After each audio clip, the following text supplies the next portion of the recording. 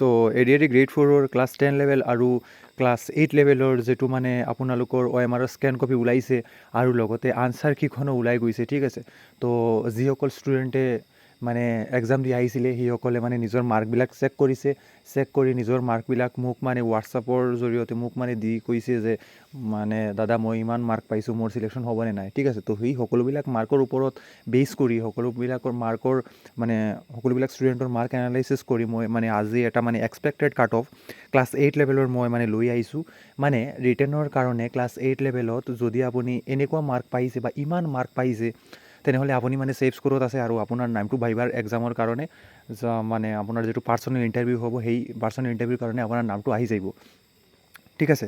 তো আজি মানে যিটো মানে এক্সপেক্টেড কাট অফ হ'ব এডিআৰই গ্ৰেড 4 ক্লাছ 8 লেভেলৰ, কালিৰ ভিডিঅ'ত মই অলৰেডি ক্লাছ 10 লেভেলৰ কথা পাতিছোঁ, ঠিক আছে। যদি আপোনালোকে ক্লাছ 10ৰ মানে ভিডিঅ'টো যিটো মানে লাষ্ট ভিডিঅ' মই আপলোড কৰিছোঁ সেইটো আপোনালোকে চোৱা নাই, সেই ভিডিঅ'টো আপুনি চাই ল'ব, ঠিক আছে। সেইটোত মানে মই 10 লেভেলৰ কথা ডিছকাছ কৰিছোঁ, আজি 8 লেভেলৰ কথাটো ডিছকাছ কৰিম, ঠিক আছে।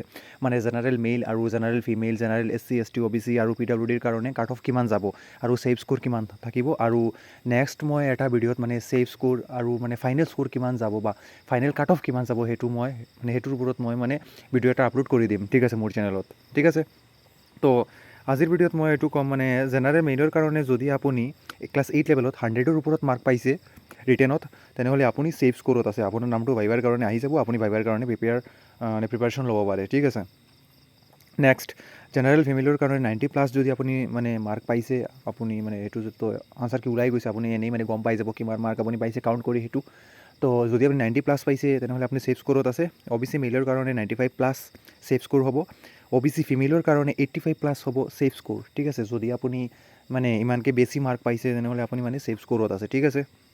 তাৰপিছত SC মেইলৰ কাৰণে 90+ হ'ব ছেফ স্ক'ৰ, মানে যিসকলে SCৰ মানে শ্বেডিউল কাষ্টৰ মানে যিবিলাক মেইল কেণ্ডিডেট আছে মানে মেইল কেণ্ডিডেটৰ মানে অলপমান বেছিকৈ মানে কাট অফটো যায় মানে ফিমেলৰ লগত যদি মই মানে তুলনা কৰোঁ, ঠিক আছে। কাৰণ মানে মেইল কেণ্ডিডেট বেছিকৈ হয় ফিমেলৰ মানে পৰা মানে, ঠিক আছে। তো SC ফিমেলৰ কাৰণে কাট অফটো 80+ থাকিব, ঠিক আছে। মানে ৰিটেনৰ মানে বাইবাত নাম আহি যাব আপোনাৰ যদি আপুনি ৰিটেনত 80+ পাইছে মাৰ্ক, ঠিক আছে।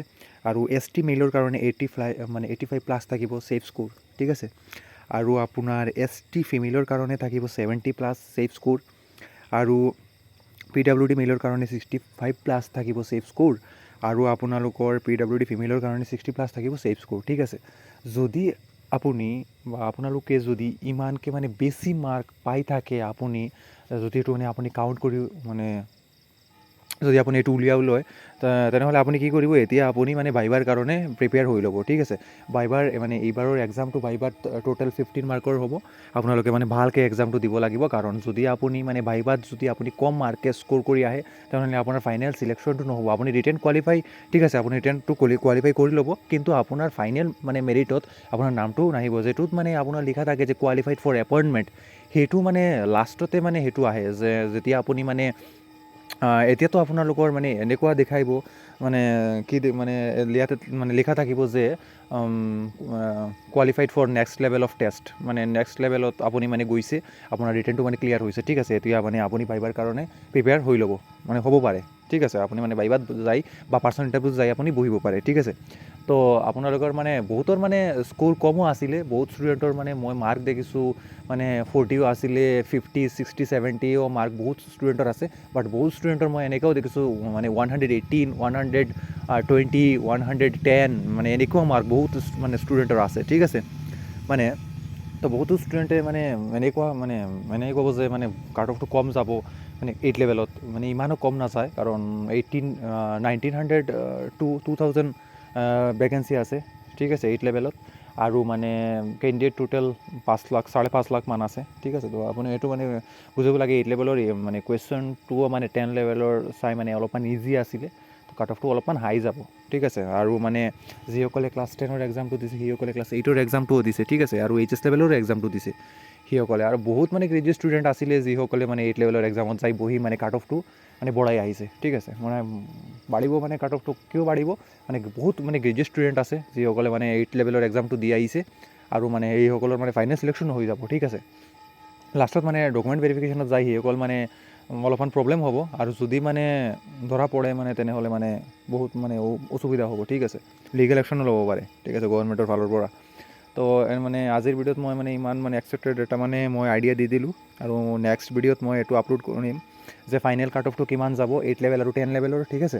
আৰু এটা কথা, নেক্সট মানে মই মানে ভাইভাৰ ষ্ট্ৰেটেজিৰ ওপৰত মই ভিডিঅ' লৈ আহিম, মানে আপুনি ভাইভা এক্সামৰ কাৰণে কেনেকৈ প্ৰিপেয়াৰ হ'ব, মানে নিজকে কেনে মানে সাজু কৰিব ভাইভা এক্সামৰ কাৰণে, ঠিক আছে। আৰু এটা কথা, আপুনি মানে আপোনালোকে মোৰ হোৱাটছআপ গ্ৰুপটো জইন কৰি লওক। হোৱাটছআপ গ্ৰুপৰ যিটো লিংক আছে সেইটো আপুনি পাই যাব এই ভিডিঅ'ৰ তলতে ডেছক্ৰিপশ্যনত, ঠিক আছে। আৰু মোৰ চেনেলটো ছাবস্ক্ৰাইব কৰি দিব, আৰু যদি কোনো ডাউট থাকে তাকে কমেণ্ট কৰিব। আৰু এটা কথা, আপোনালোকৰ যিবিলাক মানে মাৰ্ক আছে সেই মাৰ্কবিলাক আপোনালোকে কমেণ্ট কৰিব, ঠিক আছে। Thank U.